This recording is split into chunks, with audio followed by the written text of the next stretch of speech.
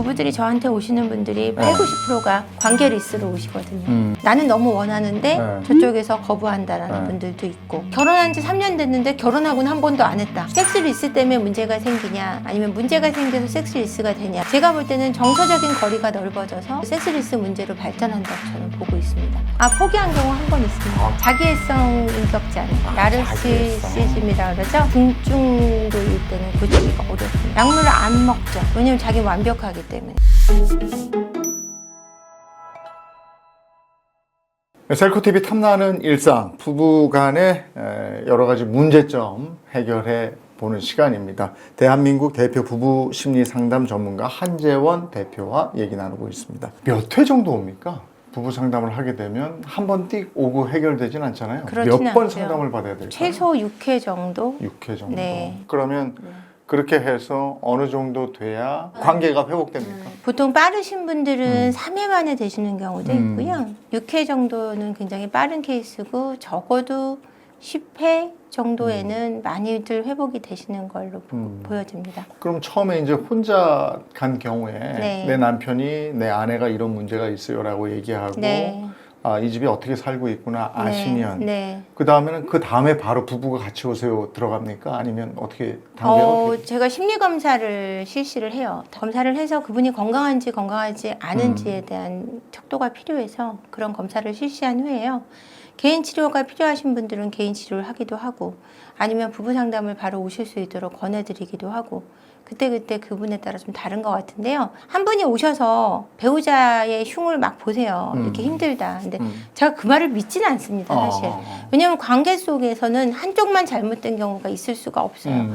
그래서 얘기를 들을 때 제가 반만 수용하고, 나머지에 대해서는 배우자가 오셔야 제가 그 말을 믿어드릴 수 있다라고 명확하게 말씀을 드리죠. 그럼 배우자분하고 같이 오세요. 보통 그렇게 대부분 부부 문제가 네. 상담으로 해결이 됩니까? 상담으로 해결도 되고요. 네. 성격 병리를 지니신 분들이 가끔 있어요. 뭐 네. 사이코패스라든지 자기애성이라든지 회피성, 의존성 또는 우울증 이런 것들이 많이 발견되는 경우가 있는데요. 그분들은 정신과를 좀 권해드려서 약물 치료도 병행하면서 상담을 하게 하는데, 그 이유가 뭐냐면 그 증상들이 올라왔을 때 자기 컨트롤을 못하기 때문에 그 증상들을 좀 누를 수 있도록 해드리고, 치유는 상담을 통해서 좀 하실 수 있도록 도와드립니다. 우리가 이제 흔히 조금 내가 어디로 가야 되지? 심리 상담 전문가를 찾아가야 되나? 아니면 정신과로 가야 되나? 이럴 때가 있어요. 네네네. 어떤 차이가 있는 거예요? 정신과 선생님들 같은 경우는 약을 처방하실 수 있고 또 상담도 약을. 해주시는데 그분들의 한계는 이제 상담을 길게 해드리기가 우리나라 의료 수가도 그렇고 그래서 그게 힘드신 거고 그러다 보니까 두 개가 병행되는 게 가장 좋습니다. 그렇군요. 네, 상태에 따라서. 근데 본인이 정말 약을 먹을 정도가 아니면 상담 치료만으로도 충분한데 약을 먹으셔야 되는데 그 상황을 모르시는 분들도 있어요. 그럴 때는 제가 적극적으로 정신과를 또 권해드리고 또 그게 됨으로 해서 약을 먹다가 약을 끊을 수 있는 치유를 심리 상담을 통해서 하시면서 나중엔 약물을 끊을 수 있는 정도까지 강해지시는 거예요. 본인 스스로가. 심리 상담 전문가로서 그 한 대표님이 가지고 있는 나만의 노하우랄까요? 네. 그런 건 뭐가 있을까요? 일단 공감을 남성에 대한 공감, 여성에 대한 공감이 좀 높은 편이고요. 어느 한쪽에 치우치지 않고 또 두 분들이 보는 관점이 아닌 정말 객관화된 관점으로 봐드리기 때문에 서로 인식하지 못하는 걸 제가 명확하게 그 문제점을 봐드릴 수 있다라는 거예요. 제가 시선이 일반적인 부부 상담하고 다르게 좀 핵심적인 부정적인 고리를 잘 발견해내는 편입니다. 두 사이에. 그게 다른 사람의 얘기나 하소연을 네. 한두 시간씩 이렇게 듣고 있는 게 하루에 10시간도 듣죠. 만만치 않거든요. 네네네. 그 이렇게 듣는 그러니까 경청의 노하우가 있습니까? 내담자분들이 오시면 그분들이 너무 일단 감사해요. 일단 감사하고요. 제가 굉장히 힘들게 성장을 했었기 때문에 그분들이 아픈 마음이 저한테 그대로 전해지고요. 그러면 그분들한테 뭐라도 드리고 싶은 마음이 저한테 막 가득 차요. 그게 공감이네. 네, 그래서 그분들한테 정말 꼭 도움이 되고 싶다는 생각이 강하게 됨으로 해서 그분들이 아무리 힘들다고 얘기해도 저는 그게 괴롭다는 생각은 안 해봤던 것 같아요. 단 한 번도. 지금까지 많은 사례를 상담하셨을 거 아니에요? 네. 이 사례는 참 내가 기억이 남는다 또는 이 사례는 참 진짜 어처구니 없었다. 뭐가 있어요? 나빴던 사례는 이제 언니가 여동생을 데려와서 이혼을 하게 도와달라고 했던 경우가 있는데 그 경우는 남편분이 한 17년 동안 생활비를 한 번도 주지 않았고 임신했을 때 마구잡이로 때렸고 그래요? 지금도 때리고 있고 그러니까 이 여동생이 아예 자기 주도적인 걸 다 잃어버린 거예요. 그래서 알고 그 아이들까지 제가 상담을 같이 진행을 했는데 아빠가 아이들을 성적인 그 폭력을 하고 있었던 거죠. 이건 형사 사건인데. 네, 자기 그 주도적인 상태가 아니셨기 때문에 엄마는 모르게 하고 언니하고만 상의해서 이혼 소송을 진행해서 이혼을 하도록 도와드린 경우가 있고요. 또 좋은 케이스는 한 9년간 계속 아이가 9살 될 때까지 싸우셨는데 남편이 전날 집을 나가고 돌아와서 그럼 마지막으로 부부 상담 받아보겠다 이렇게 하고 오신 거예요. 그래서 부부 상담 끝에 서로의 문제가 뭐였는지 전혀 파악 못하고 계시다가 딱 문제를 파악하시는 순간 서로 싸우지 않게 된 거예요. 6개월 동안 전혀 안 싸우고. 확실한 문제가 있었나요? 네. 그 문제는 아내분이 너무 강했던 거예요. 아내분이 너무 강하고 남편을 무시하는 경향이 있으신데. 그 중년에 제 친구들도 네. 그런 친구들 많아요. 아, 그래요? 아니 힘이 더 세졌어 막 그러는 거야. 아, 그렇죠. 갈수록 아내가. 그렇죠. 예전에는 안 그랬는데 세졌다고 느끼는 거예요. 그러니까 본인이 위축되는 거지. 그래서 이 케이스는 이 아내분이 그걸 자각하신 다음에 남편분한테 대하는 태도가 바뀌었고 그 뒤로는 부부싸움을 안 하고 정말 이혼할 수밖에 없는 부부였는데 이게 두 분이 화합을 하셔가지고 그거 아주 좋은 케이스네. 너무 잘 살고 계세요. 이렇게 상담을 해보면 네. 야 이건 절대로 이게 그냥 넘어가서는 안 되겠구나. 이게 상담으로 이게 해결될 일이 아니구나. 아, 포기한 경우 한 번 있습니다. 아 그래요? 자기애성 인격장애, 자기애성. 나르시시즘이라 그러죠. 그 부분이 거의 100점 만점이었었던 분이 있는데 그분은 제가 포기를 했습니다. 아 이거 어떻게 해 그러면 그 사람 약물 치료도 안 되나? 종교 쪽으로 가셨어요. 종교 쪽으로 이제 종교가 있는 분이라 다행히 목사님 계신 곳으로 제가 이렇게 트랜스 해드렸고요. 그분도 이제 거의 포기하시게 되셨다는 연락만 제가 받았습니다. 아이고. 네, 그 정도로 자기애성 성격 장애는 중증도일 때는 고치기가 어렵습니다. 약물 치료도 안 돼요? 그건? 약물을 안 먹죠. 왜냐하면 자기는 완벽하기 때문에. 아 자기가 약을 먹어야 되는 상태라는 걸 받아들이지 않습니다. 큰일이네. 그럼요. 네. 상담을 하다가 네. 부부관계가 좋게 유지되면 좋지만 네. 야 이 케이스는 아니다. 네. 이거 이 사람들 이혼해야지. 이거 그냥 살려고 하면 안 되겠다. 이런 경우도 있을 거 아니에요? 네, 있죠. 네. 이혼시키죠. 그럴 땐 단호하게. 이혼하셔야 됩니다. 라고 이거는 이혼 아니면 안 됩니다. 애들을 망가뜨립니다. 아, 그렇지. 애들을 망가뜨리죠. 그 자기애성 그분의 자녀분이 있었는데 아들이 하나 있었는데 그 아이가 결국은 학교를 그만뒀죠. 그런 사람은 애 키우면 안 돼. 그 부부들은 굉장히 고학력자에 굉장히 그 수입이 높은. 왜냐하면 그런 사람들이 공부는 잘해요. 맞아요. 왜냐하면 내가 잘해요. 쟤보다 못하면 안 돼. 그래서 저도 많이 봐요. 저도 여러 사람 인터뷰를 해보니까. 그렇죠. 그런 사람들이 진짜 막 전교 1등하고 뭐 다 그렇다는 거 아닙니다. 또 일반화돼 버리면 안 되니까. 그런 분들이 있어. 네, 맞아요. 근데 부부 사이에 그래도 그냥 다툼은 있지만 큰 문제는 없어.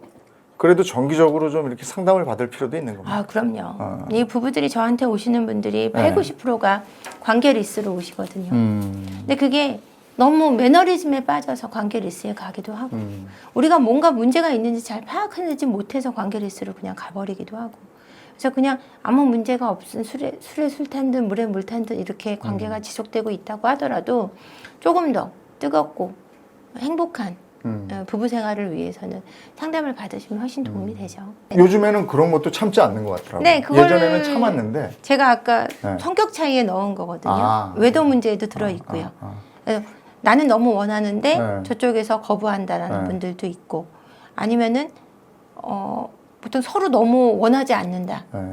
아예 결혼한 지 3년 됐는데 결혼하고는 한 번도 안 했다. 그래서 이게 그러면은 섹스리스 때문에 문제가 생기냐 아니면 문제가 생겨서 섹스리스가 되냐 네. 이게 하신 제가 볼 때는 정서적인 거리가 넓어져서 그 섹스리스 문제로 발전한다고 저는 보고 있습니다. 그 섹스리스 부부의 경우에 외도 사례도 많습니까? 아니면 그 자체를 별로 안 좋아하는 사람들인가요?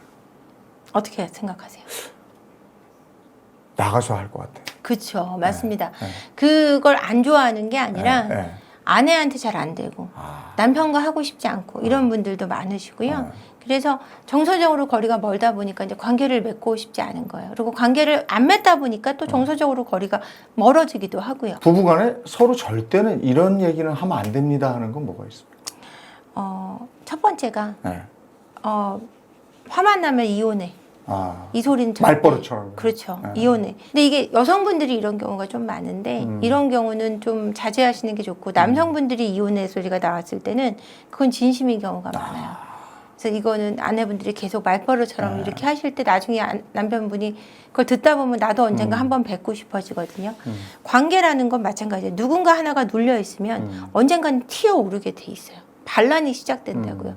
그 반란이 일어나지 않도록 함께 존중해가는 게 중요한데 아내분들이 이혼해 하시는 이유가 뭐냐면 연애할 때는 네가 나한테 엎드렸거든. 엎드렸는데 결혼해서 내가 계속 우위에 있어야 된다고 생각하시는 아내분들이 많아요. 그러다 보면은 화가 나면 그냥 젊었을 때 이혼해 하다가 나이가 들어서 남편분은 이제 지쳐서 진짜 이혼하자 이렇게 돼버리는 케이스가 많고요. 두 번째가 가족 문제는 상대방의 가족? 네. 그리고 세 번째 비난이나 경멸하는 말 이런 너는 항상 그런 식이야. 너는 원래 그랬어. 이런 식으로 항상 그래 왔다. 너는 줄곧 이렇게밖에 못 살았어 라는 그런 비난의 말은 삼가하시는 게 좋습니다. 야, 됐다 내가 너하고 얘기하면 뭐하니. 맞아요. 이제 남편이 경제적으로만 만족을 시켜주는 경우는 아내가 싸울 때 이런답니다. 야 밥만 먹고 사니?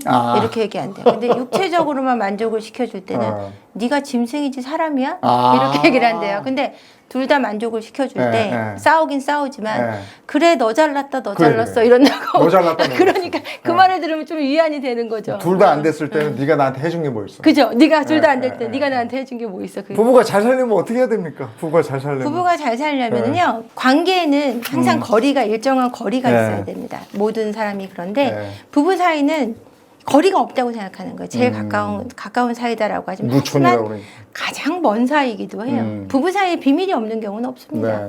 남편이기 때문에 숨겨야 되고 아내이기 때문에 숨겨야 되는 일들이 생기기도 하거든요.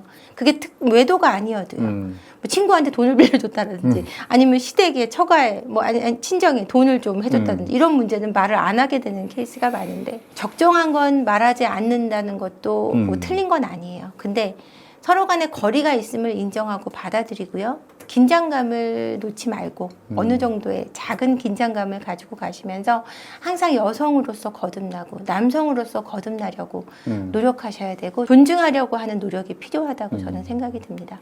부부 사이가 존중과 동시에 서로 가장 편안할 때 내가 저 사람하고 있으면 내 남편하고 있을 때 가장 마음이 편하고 내 아내랑 있을 때 가장 마음이 편하다면 외도 문제가 그렇게 일어나지 않아요. 딴 데가 있으면 불편하거든요. 금방 내 자리로 돌아오게 돼 있습니다. 근데 함께 있으면 불편하기 때문에 관계가 멀어지는 거기 때문에 서로가 서로에게 편안한 대상이 돼주시기를 부탁드리고 싶어요. 난 집에 가서 있으면 제일 편해. 행복한 거예요. 그럼요. 네.